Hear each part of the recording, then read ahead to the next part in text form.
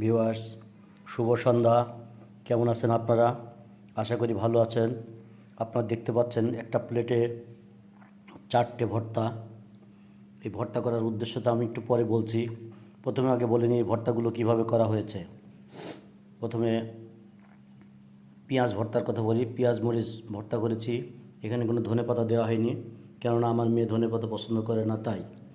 এবার এই পেঁয়াজ মরিচ ভর্তার থেকে কিছুটা নিয়ে এখানে বেগুন ভর্তা করা হয়েছে, সাথে ধনেপাতা দেওয়া হয়েছে।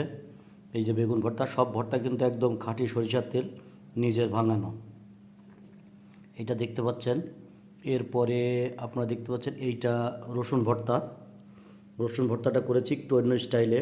রসুনটাকে একটু হালকা থেতলা করে নিয়ে ভাজা হয়েছে। ভেজে এটাকে পেঁয়াজ মরিচ দিয়ে ভর্তা করা হয়েছে। তার আগে এই ভাজা রসুনটাকে একটু আর একটু বেশি করে থেতলানো হয়েছে শিলপাটায়, থেতলে এই ভর্তাটা করা হয়েছে। আর এটা হচ্ছে একদমই অন্য ধারার তিল ভর্তা। তিলটাকে আগে একটু ভেজে নেওয়া হয়েছে। ভেজে আমরা তিলটা গুঁড়ো করেছি। গুঁড়ো করে কাঁচা পেঁয়াজ দিয়ে, সরিষার তেল দিয়ে এবং কাঁচা মরিচ দিয়ে এটাকে ভর্তা করা হয়েছে। তো এই 4 রকমের ভর্তা আপনারা দেখতে পাচ্ছেন। এটা আজকের সন্ধ্যাবেলাকার আয়োজন।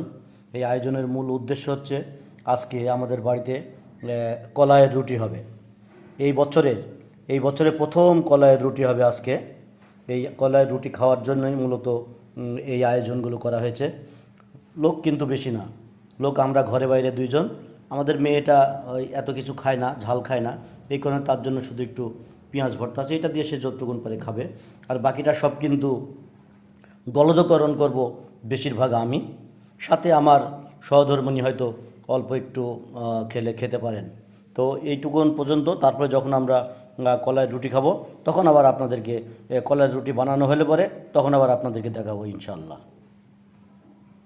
ভিউয়ার্স, কোন পদ্ধতিতে কলাইয়ের রুটি বানানো হবে সেটা এখন আপনারা দেখবেন। আমরা এই যে কলাইয়ের যে পিষেছি, কলাই দিয়ে, ভুট্টা দিয়ে এবং হালকা একটু চাউলের ভাজা দিয়ে এবং কয়েক দানা গম দিয়ে কলাই পিষেছি। সেটা যেমনভাবে ঘরে রুটি বানাই সেইভাবে এটাকে করা হয়েছে, মাখানো হয়েছে। এবার এটাকে খামিরটাকে হাতে করে যতটুকুনভাবে বানাবে সেই অনুপাতে ঘরে নিয়ে এটা দেখেন হাত দিয়ে কত সুন্দর মোটা মোটা করে একটু দেওয়া হচ্ছে আর কি, বানানো হচ্ছে। এটা একটা পলিথিনের উপর রাখা হয়েছে যাতে ওইটা তোলা সহজে, যাতে এটা রুটির মতো বেলা হয় না, একটু মোটা করে করতে হয়।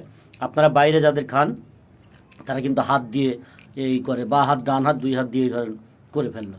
আর এটা আমরা ঘরে বানাচ্ছি, এটা বেশ স্বাস্থ্যসম্মত হবে এবং সমস্ত কিছুই, আটার প্রসেসিংটাও কিন্তু অনেক স্বাস্থ্যসম্মত এবং কলাই বেশি পাবেন এটার মধ্যে। অন্যান্য উপকরণ যেগুলো আছে, মনে করেন যে যদি 6 ভাগ করেন তাহলে 5 ভাগ কলাই এবং 1 ভাগ অন্যান্য উপকরণ আছে এর মধ্যে। দেখতে পাচ্ছেন কত সুন্দর রুটিটা হয়েছে। আর উনি তো বুঝতেই পাচ্ছেন, সুন্দর করে কত সুন্দর গোল করে ফেলেছে। এবার এটাকে ভাজা হবে তাওয়াতে। তো এবার কলাইয়ের খাম্বা, এটাকে আমরা এই এলাকায় খাম্বা বলি, খাম্বাটাকে ভাজা হচ্ছে। আপনারা জানেন যে খড়ির রান্নার কিন্তু একটা আলাদা স্বাদ, এই জন্য আমরা এটা আয়োজন করেছি। এটা আমার ছাদে আমরা একটা রান্নাঘর রেখেছি, মাঝে মাঝে আমাদের যখন মনে চায় তখন আমরা খড়ির রান্না করি। তো সেইভাবে এইটাকে এখন চুলায় দেওয়া হয়েছে এবং অবশ্যই এটা তাওয়াটাও কিন্তু দেখুন মাটির, একদম মাটির, পুরো বাঙালিয়ানা খানা হবে আজকে। ওই পাশ সেটা হয়ে গেছে। এবার এই পাশটা উল্টায় দেখানো হচ্ছে। এই যে দেখেন কত সুন্দর, এই দেখুন উল্টানো হয়ে গেছে। এখন এই পাটটাও এরকম হবে। এটাই হচ্ছে কলাইয়ের রুটি। ওই পাটটা এখন এরকম হয়ে গেলে পরেই রুটিটা তুলে নেওয়া হবে এবং গলদকরণ করা হবে।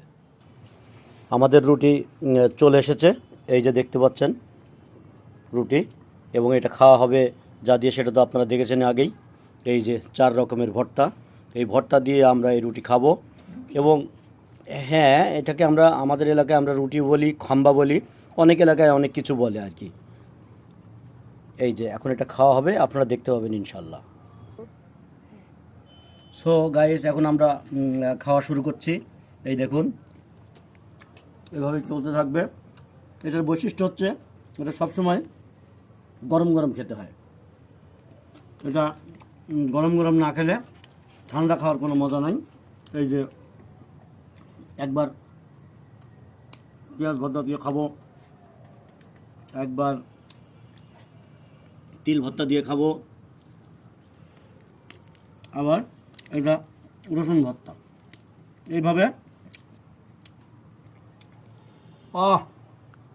কি মজা! এমন স্বাস্থ্যসম্মত এবং সুস্বাদু খাবার আপনারা তো রাস্তায় খাবেন, রাস্তায় খাওয়ার মজা নেই। তবে আপনারা যদি বাড়িতে খেতে চান তাহলে আমার বাড়ি চলে আসুন। আপনারা আবদার করলে আপনাদের ভাবি বা বোন যাই বলেন, সে কিন্তু আপনাদের আবদার ফেলতে পারবে না। আটা নিয়ে সমস্যা নাই, আটা আছে, আপনাদের খাওয়ানো যাবে, কোনো সমস্যা নাই। তো বিহার চলতে থাকবে এরকম খাওয়া দাওয়া।